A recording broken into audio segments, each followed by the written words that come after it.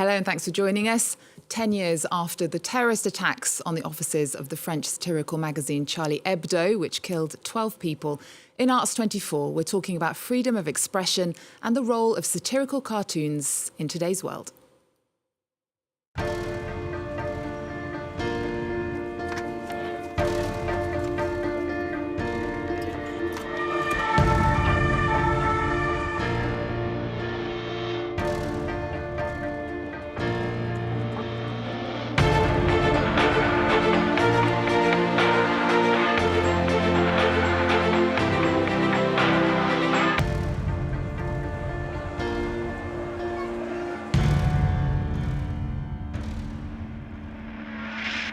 Joining me are two cartoonists, the president of Cartooning for Peace, an organisation which fights for freedom of the press around the world, CAC.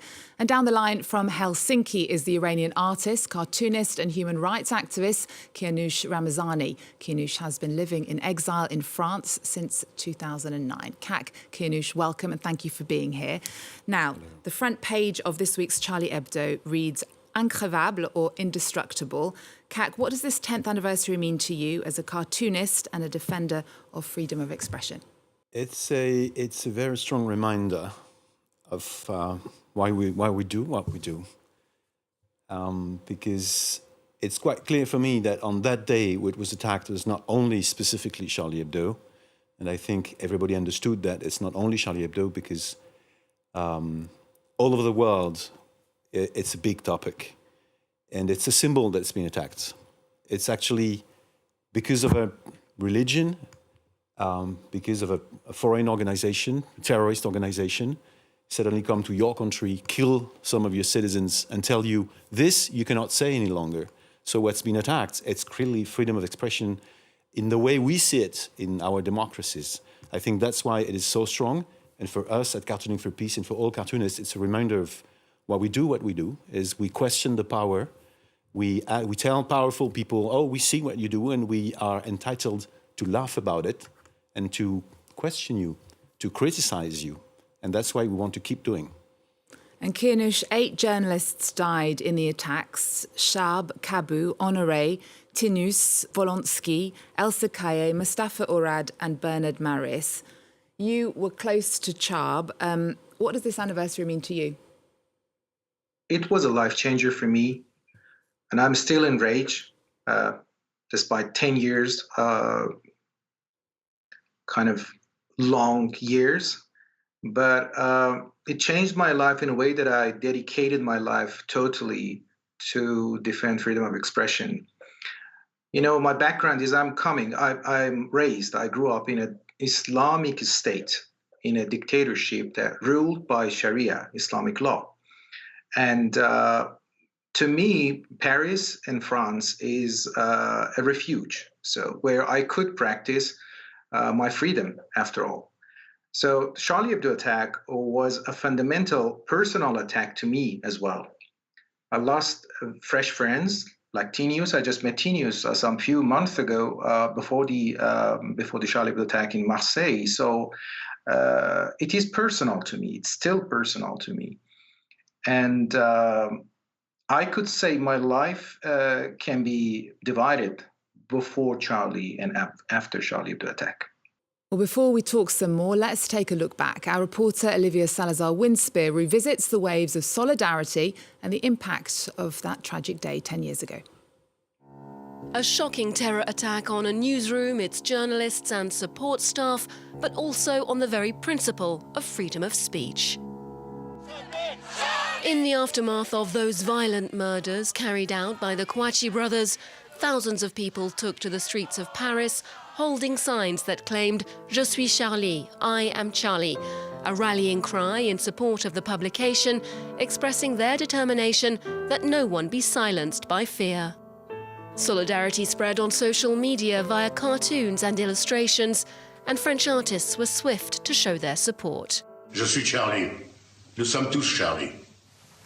Je suis Charlie. Around the world, people honoured the victims of the attack while defending the right to satire and the role of the media to present a plurality of perspectives. In Greece and in France and everywhere in the world, cartoonists will stand united for a free press, free speech, and freedom of thinking without falter. No one will back down from this, not for any reason. We are here as witnesses in this gathering in the name of free speech. And those who did not agree with the editorial line of that newspaper will still recognize that those ideals have the right to be defended and supported even more vigorously than the way we defend our own ideals. Charlie Hebdo resumed publication just 1 week after the attack, releasing a defiant cover featuring the Prophet Muhammad. The magazine's decision to continue publishing despite the risk was seen as a symbol of resilience. Echoing its stance in previous years when taken to court by Islamic organizations for its caricatures and when the newsroom was torched in 2011. At a time when the issue of cancel culture dominates public discourse in the West and the reality of censorship muffles debate in authoritarian regimes, Charlie Hebdo has survived that tragic attempt to snuff out its satirical spirit and remains steadfast in its commitment to liberty of expression. So, Kak, as the president of Cartooning for Peace, you've been at the forefront of promoting freedom of expression through art. Cartooning for Peace is leading a series of tributes, including the release of the book Holding the Line, 40 Cartoons for Charlie. You've chosen one particular image to talk about to us. Tell us more about it and why you've chosen it. It's a cartoon by Lecter, who's a great Belgian cartoonist. He uses one of the symbols that we often use when we want to speak about cartoonists, which is a pen. And so you have this terrorist trying to kill the pen, but the pen becomes sharper and sharper as he's trying to kill it. I chose it because I think it answers the front cover of Charlie Hebdo this week's Indestructible, and also because it shows that they cannot win. These people who want to shut us up cannot win, because even in their own countries, in every country in the world, you have a need for freedom of speech of everyone. Whenever there's a power in front of you, especially when this power is trying to impose force on you, you need at least to be able to criticize, to give your own opinion. And that's the only thing that we do as cartoonists, is maintaining this small flame of your liberty to criticize power lit. So it doesn't, we don't go into darkness, because democracy dies in darkness. And Kianoush, for the anniversary, you've published an image in Le Croix newspaper here in France. You've actually received death threats over this image. In 2025, I wanted to ask you, do you think that satirical cartoons still hold the same power to challenge authority and spark debate? You know, I'm coming from an Islamic state, and I know how structure of Islamism works. It works by fear, creating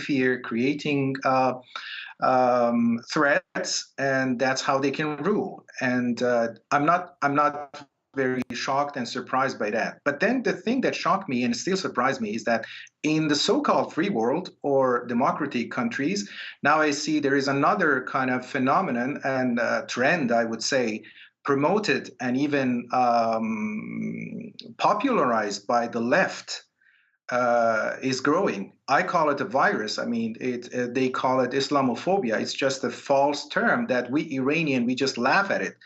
And you mentioned about this cartoon. You know, in this cartoon you just showed, there is no picture of a Prophet Muhammad. There is nothing directly connected to Allah or anyone.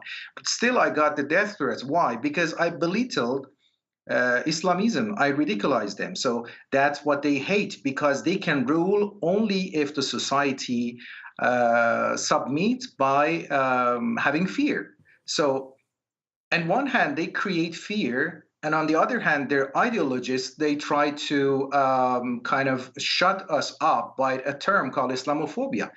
And I cannot hide my anger and disappointment for even intellectuals that they just fall for this false term. Who invented this term? What is Islamophobia, by the way? All population of Iran nowadays, every Iranian girl or woman who hates hijab or removing hijab by heavy consequences can be charged by Islamophobia.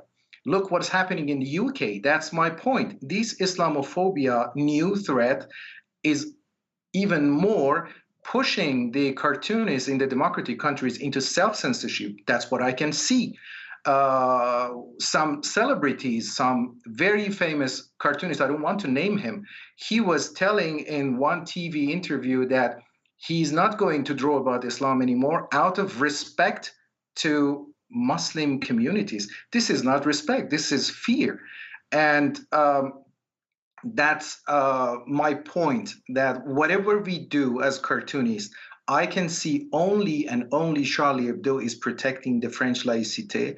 And unfortunately, what I can observe is that still a lot of so-called free cartoonists, they are practicing self-censorship out of fear. And I'm not going to follow that path, and I'm going to continue, because Charlie Hebdo consequences, Charlie Hebdo attack taught me that whatever you do, you behave or not, the threat just lives with you, and it's part of the job. And we have to defend freedom of expression. Otherwise, we will follow what Islamists want us to do. And of course, it's not just religion that is satirized in cartoons, it's also politics, sexuality. Kak, you've actually said that caricature is a witness to democracy. Last week, the Pulitzer Prize-winning cartoonist Anne Telnais resigned from the Washington Post after the newspaper refused to publish her satirical cartoon depicting the paper's owner, Jeff Bezos, on a bended knee in front of Donald Trump. Is democracy today more fragile, do you think? Worldwide, yes. Yes. At Cartooning for Peace, we monitor the situation of cartoonists all over the world. And with the evolution right now in India, where media is more and more controlled, cartoonists are in danger now. There are trials, arrests. It's the same in Turkey. So the worldwide trend is that there are more and more countries where you cannot no more express yourself freely through the press, and not mentioning cartooning and making fun of the leader. Worldwide, yeah, it's threatened. In France specifically, since we're here today, the society trend is a bit, as Kianoush said, sometimes we're a bit attacked by people who are believe you should not offend anyone, which is impossible, of course. Then you can't say anything anymore. But we are still protected by the state, by the police, and by the justice. So it's very different from other countries, because even if there can be serious attacks, we know it exists, there can be fear, but we are protected by our own state. Maybe one of the last regions in the world, Europe, where we can still do that. And this is why we fight for. But I wanted to ask you a bit about Charlie Hebdo and the critics, because Charlie Hebdo is marking the 10th anniversary with a cartoon contest that invites readers to submit their satirical takes on God. Critics often argue that Charlie Hebdo's humour is outdated, and the paper was criticised recently for its covers relating to the Mazon rape trial, which many people, especially women, found very tasteless. How do you view this balance between pushing the boundaries and respecting people's sensitivities? First of all, there's only one limit. It's the law. So as long as you haven't broken the law, you can do whatever you want. Sensitivity is super subjective. It changes from one person to another. So I'm fighting for the right Charlie Hebdo to say what they want to say. I'm also fighting for the right who don't agree with Charlie Hebdo to say what they have to say. So I will invite the readers, whenever you're shocked by a cartoon, usually it's graphic, it's because of the image. First of all, think, what is the cartoon saying? What is it fighting for? And if you read Charlie Hebdo thinking like this, you will see they are fighting for democracy, they are fighting against abusive power, they are fighting against extremisms, they are fighting for women's rights, so on and so on. So the message is far more important than whether the image is shocking or not shocking. Okay, unfortunately, we're going to have to leave it there because we are out of time. Thank you, Kak and Kianoush, for talking to us. We're going to leave you now with a look at the documentary from Charlie Hebdo journalist Antonio Fischetti called Je ne veux plus y aller, maman, or Mummy, I don't want to go anymore. It reflects on that tragic day 10 years ago. Thanks for watching. Until next time. Et comme ça, il y a un rythme, vous avez un rythme. C'est une galerie de portraits, là, d'après ce que j'ai compris, quand même. Vous allez... Oui, de situation, de... Oui. Enfin, tu vois, et on attend le prochain, comme au cinéma, tu vois. Quand un événement arrive comme ça dans sa vie, évidemment, on aurait aimé qu'il n'arrive jamais, et on ne sait pas trop quoi en faire dans sa biographie. Ça arrive, et c'est là, et ça s'impose à vous, et donc il faut lui trouver une place.